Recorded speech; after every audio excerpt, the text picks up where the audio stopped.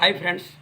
అయితే మొన్న రాగపురం వెళ్తాం కారణం ఏంటంటే ఆదివారం నాడు దాకర్బాబి గారి ఇంటికాడ కేకేసి మరి మన కుటుంబం లాగానే మందలిద్దామని వెళ్ళాను. అయితే ఈదులో పెట్టడం జరిగింది. మా చెల్లెళ్ళు అందరం రావటం జరిగింది. అయితే గుదే స్వామి అన్న వ్యక్తి మరి బిరిదిగడ్ల భాష్యరావు అనే వ్యక్తి వాళ్ళు నువ్వు మాట్లాడకూడదు, నువ్వు పక్కనుండు, ఆ ఆడవాళ్ళకి మేము న్యాయం చేస్తామంటాం జరిగింది.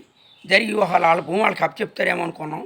ఆ పక్కెళ్ళి ఒక 50,000 ఇస్తాం, ఒక 1,00,000 ఇస్తామని అన్నారు. కుదరదని రావటం జరిగింది. అయితే అగ్గి గారి మీద కానీ వీళ్ళు ఎవరి మీద కానీ మాకేం కోపాలు ఆ ఊళ్ళో చంద్రం గారు ఆ బోడపాటి మీద కానీ మాకు లేదు. కానీ వీళ్ళిద్దరితో అనటం వల్ల నాకు బాధ కలిగింది. వాళ్ళ కూతుళ్ళు కానీ వాళ్ళ చెల్లెళ్ళు కానీ ఉంటే అలా మాట్లాడి ఉండరు. ఒక పెద్ద మనిషి ఒక షాట్కి వెళ్ళారంటే వాళ్ళకి న్యాయం చేసే విధానం ఉండాలి. ఒక దొంగతనంగా ఇద్దరు ఒకడు రాయించేసుకుంటే వాడిని ప్రోత్సహించారంటే వీళ్ళు కూడా దొంగల కింద లెక్కేసి ఆ గ్రామస్తులు కూడా వాళ్ళని హెచ్చరించాలని కూడా నేను కోరుకుంటున్నాను. Hi friends.